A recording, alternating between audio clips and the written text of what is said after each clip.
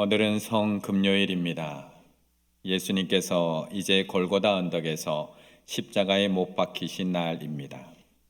예수님의 좌우편에는 다른 두 강도도 함께 못 박혀 있고, 예수님의 십자가 위에는 나사렛 예수 유대인의 왕이라고 하는 죄패가 히브리어, 로마어, 헬라어 세 가지 언어로 쓰여져 있습니다. 그라 아래에는 예수님을 십자가에 못 박은 군병들이 예수님의 겉옷을 넷으로 나눠서 가지고 통으로 짜져 있는 속옷은 찢지 않고 누가 가져갈지 서로 제비 뽑고 있습니다. 그리고 끝까지 자신을 따라온 사랑하는 제자에게 예수님은 자신의 어머니를 부탁합니다. 그리고 이렇게 이 땅에서의 삶을 마감하십니다. 30절의 말씀 같이 읽습니다. 30절입니다. 예수께서 신 포도주를 받으신 후에 이르시되 다 이루었다 하시고 머리를 숙이니 영원히 떠나가시니라. 아멘. 십자가에 달리신 예수님은 이제 그 신 포도주로 입술을 적신 후에 마지막 힘을 다하여 이렇게 말씀하십니다. 다 이루었다. 다 이루었다. 그리고 힘없이 머리를 떨구신 예수님은 숨을 거두십니다. 이 장면을 끝까지 지켜본 요한의 마음은 어땠을까요? 3년이나 예수님을 따라다니며 늘 함께했던 요한, 가장 사랑받았던 요한은 오늘 예수님의 이 마지막 모습을 우리에게 상세하게 들려주고 있습니다. 예수께서 신 포도주를 받으신 후 이르시되 다 이루었다 하시고 머리를 숙이니 영원히 떠나가시느라. 다 이루었다. 테텔레스타이, 다 이루었다. 끝냈다. 어떤 일을 완수했다. 그렇다면 우리 예수님께서 십자가에서 끝낸 일, 다 이루신 일은 무엇일까요? 우리는 보통 나의 욕심, 나의 욕망을 충분히 만족되고 나면 다 이루었다고 이야기를 합니다. 나의 계획이 성공적으로 다 끝이 났을 때 우리는 다 이루었다 이야기하는데, 예수님은 그렇다면 십자가에서 무엇을 다 이루신 것일까? 이 다 이루었다는 말의 첫 번째 뜻은 사역을 잘 끝마쳤다라는 뜻을 갖고 있습니다. 사역을 끝마쳤다. 예수님이 이 땅에 오신 이유, 죄로 인해서 죽을 수밖에 없는 우리의 죄를 대속하기 위해서 이 땅에 오셨습니다. 죄인인 우리의 죄를 대속해 주심으로 우리로 거룩한 백성이 되게 하기 위하여 이 땅에 오셨습니다. 그래서 예수님은 십자가를 통해서 그 사역을 나는 다 끝냈다, 다 이루었다라고 말씀하고 있는 겁니다. 다 이루었다의 두 번째 의미는 값을 다 지불했다, 나는 지불할 거 다 지불했다, 다 이루었다라고 말씀하고 있습니다. 예수님의 십자가의 대속은 우리의 죄값을 완전히 다 지불했다라는 뜻을 가지고 있는 겁니다. 죄의 값을 조금 남겨놓고 일부만 지급한 게 아니라 나는 다 지급했다, 다 이루었다, 다 갚아주었다 라고 말씀하는 겁니다. 그래서 로마서 8장 1절 2절에서 이렇게 이야기합니다. 그러므로 이제 그리스도 예수 안에 있는 자에게는 결코 정죄함이 없나니. 왜요? 다 갚았거든요. 이는 그리스도 예수 안에 있는 생명의 성령의 법이 죄와 사망의 법에서 너를 해방하였음이라 말씀하고 있는 겁니다. 다 갚았다. 다 이루었다의 세 번째 의미는 조건을 다 충족했다라는 뜻을 가지고 있습니다. 아무리 결과가 완벽해도, 내가 아무리 값을 다 지불하고 죄를 다 대속해 줬어도, 결과가 아무리 완벽해도 그 과정이 잘못되면 결국 뒤에 다른 문제가 발생할 수밖에 없습니다. 그런데 이 예수님의 대속 과정과 조건은 완벽했다는 겁니다. 완벽하게 그 조건을 충족했다라고 말씀합니다. 어떤 조건? 이런 겁니다. 오늘 본문 19장 24절에 보면 군인들이 서로 말하되 이것을 찢지 말고 누가 얻나 제비 뽑자 하니, 이는 성경에 기록된 내용을 다 이루었다는 겁니다. 성경에 그들이 내 옷을 나누고 내 옷을 제비 뽑나이다 한 것을 응하게 하려 함이라. 이게 구약 어디 나오느냐? 시편 22편 18절에 보면 내 겉옷을 나누며 속옷을 제비 뽑나이다. 예수님이 지금 하고 있는 것은, 당하고 있는 고난은 그냥 즉흥적으로 일어나는 것이 아니라 구약에 있던 말씀을 그대로 다 이루어내고 있다. 조건을 충족시키고 있다. 다 이루었다고 얘기하는 겁니다. 여기서만 얘기하고 있는 게 아닙니다. 요한복음 19장 28, 29절에 보면 그 후에 예수께서 모든 일이 이미 이루어진 줄 아시고 성경을 응하게 하려 하사, 예수님이 신포도주를 먹은 것도 그냥 마신 게 아니라 성경을 응하게 하려 하사 이르되 내가 목마르다 하시니 거기 신포도주가 가득히 담긴 그릇이 있는지라. 시편 69편 21절 그들이 쓸개를 나의 음식으로 주며 목마를 때에 신포도주를 마시게 하셨사오니, 이 말씀을 이루어주게 응하게 하고 계시다는 겁니다. 구약의 말씀을 내가 다 이루었다.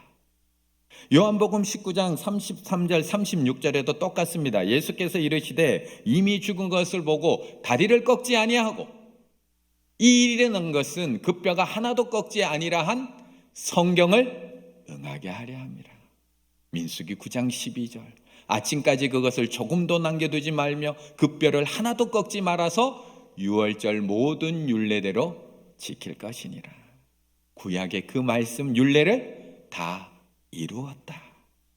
이처럼 예수님은 테텔레스타이 다 이루셨습니다. 하나님께서 맡기신 사명도 다 이루셨고 우리의 죄값도 조금의 남김도 없이 다 지불하셨고 성경에서 말씀하고 있는 그 조건과 그 모든 말씀도 다 완벽하게 다 이루어내셨다. 다 이루었다. 그런데 예수님의 입장에서 보면 이것이 다 이루어진 거지만 이 모습을 십자가 아래서 지켜보고 있는 요한의 입장에서 보면 요한의 마음은 어땠을까요? 예수님의 입장에서는 그 구약의 말씀 하나님의 율례대도 완벽하게 다 이루기 위해서 가장 고통스러운 모습으로 가장 참혹하게 가장 비참하게 옷은 찢겨져 나누어지고 신포도주로 겨우 입술을 축이고 숨도 제대로 못 쉬게 다리도 꺾이지 않은 상태로 죽으신 것이 예수님에게는 하나님의 뜻을 다 이루신 거지만 그 모습을 한 주간 지켜봐야 하는, 십자가 아래서 지켜봐야 하는 우리의 마음은 어떠냐는 겁니다. 우리의 마음. 이 35절의 말씀 같이 읽어보겠습니다. 35절입니다. 이를 본 자가 증언하였으니 그 증언이 참이라. 그가 자기의 말하는 것이 참인 줄 알고 너희로 믿게 하려 함이니라. 아멘. 지난 1월 31일 문경에서 큰 공장의 화재가 있었습니다. 그런데 이 화재를 지나가다가 소방대원 2명이 안타깝게 생명을 잃습니다. 순직한 소방대원 김수광 소방장, 박수훈 소방교, 이들의 나이는 27살, 35살. 너무나 젊은 나이였기 때문에 사람들은 참 많이 안타까워했습니다. 그런데 이런 사고가 이날뿐이었을까요? 이날.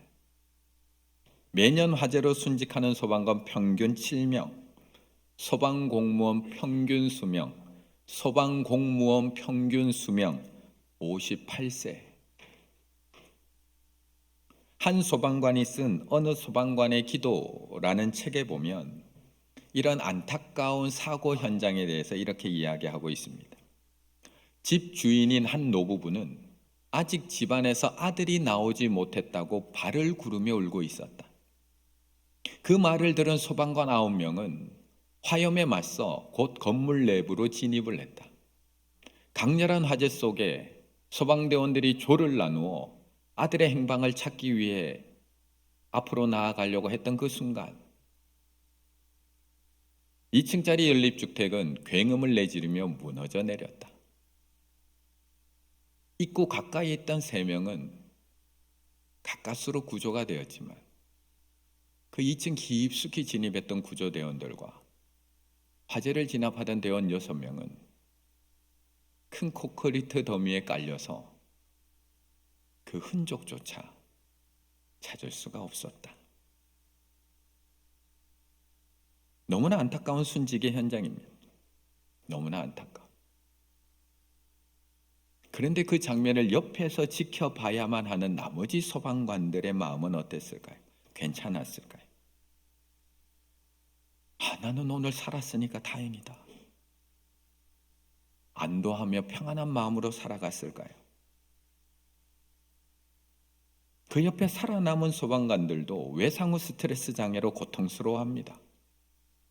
치료받는 병원에서 사이렌 소리만 들려도 귀를 막고 머리가 아파서 힘들어합니다. 퇴원 후에 우연히 지나가는 소방차만 보아도 두 눈으로 볼 수가 없어서 몸을 돌립니다. 소방관들은 위험한 상황에서 동료나 시민의 사망을 목격하고 트라우마가 생깁니다. 잊을만 하면 사고가 발생하니 감정적으로 너무 힘들어서 술에 의존하는 분들도 많습니다. 어느 순간 갑자기 퇴직을 하거나 극단적인 선택을 하는 경우들도 발생합니다. 이처럼 누군가가 죽임을 당하는 누군가, 그 죽임을 당하는 사람도 고통스럽고 힘들지만 누군가의 죽음을 옆에서 지켜보는 것도 너무나 힘들고 너무나 고통스러운 일이라는 겁니다. 그런데 예수님은 왜 자신의 그 비참하고 처참한 죽음의 그 현장에 이 사도 요한을 그 자리에 그대로 남겨두신 걸까요?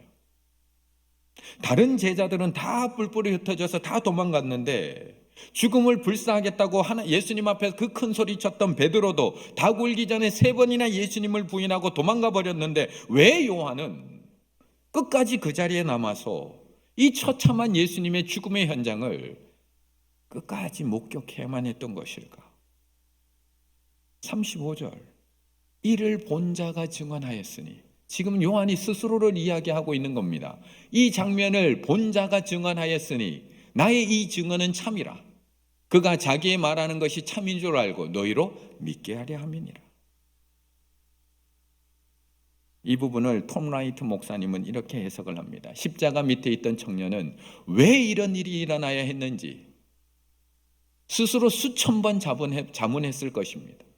왜 내가 여기 있어야만 했는지, 왜 나만, 여러 번 자문했을 겁니다. 왜 자기는 다른 제자들처럼 숨어 있지 못했을까?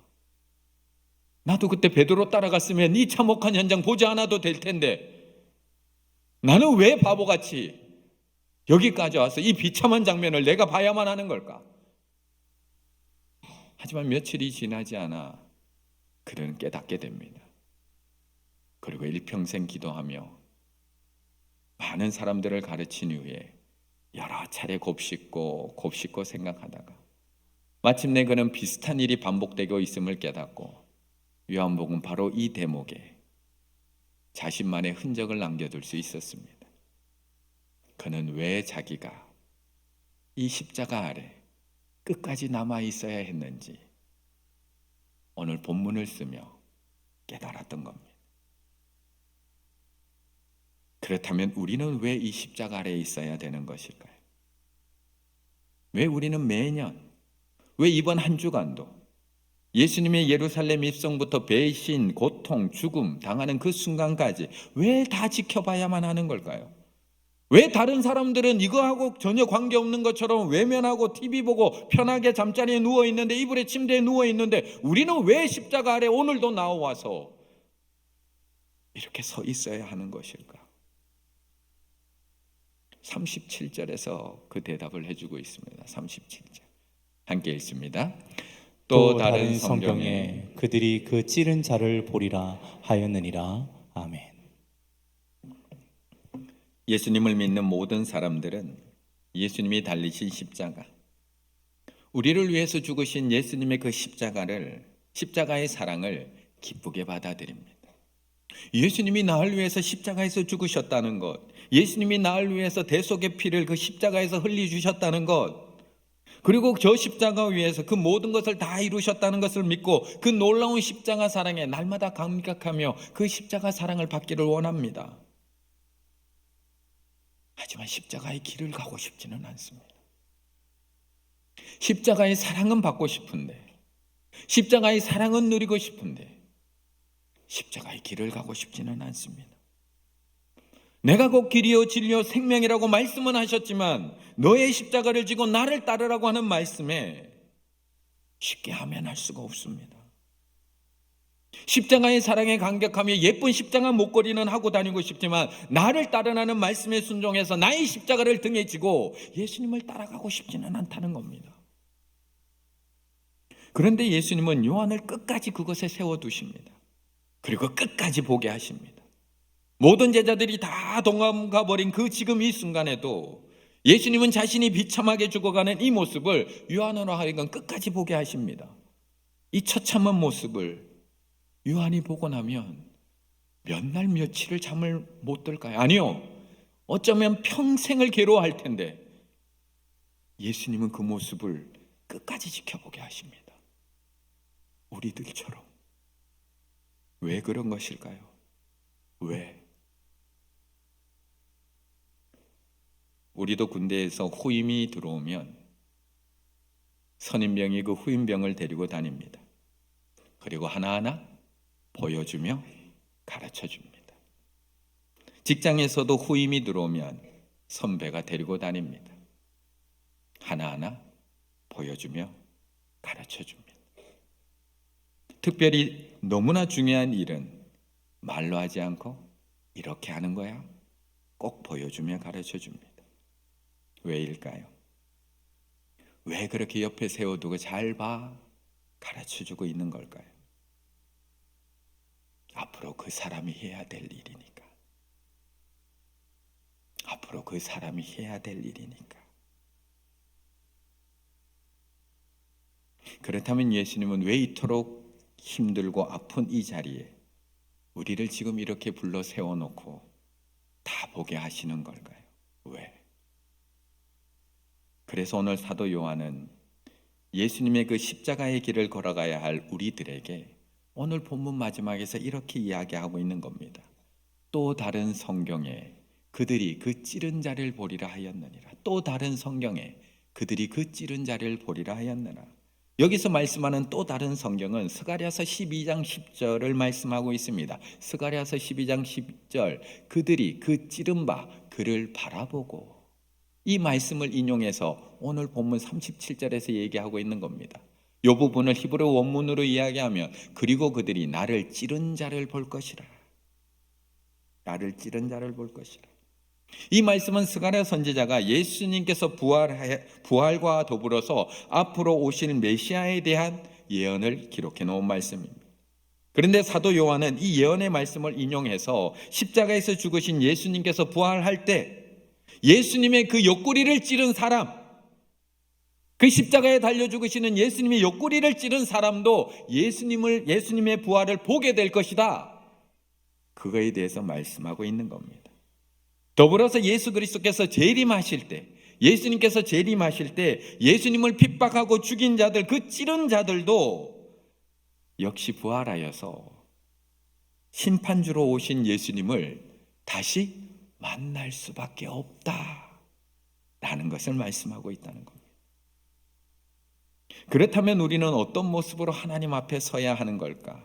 이거를 초대교회 교인들에게 묻고 있는 겁니다.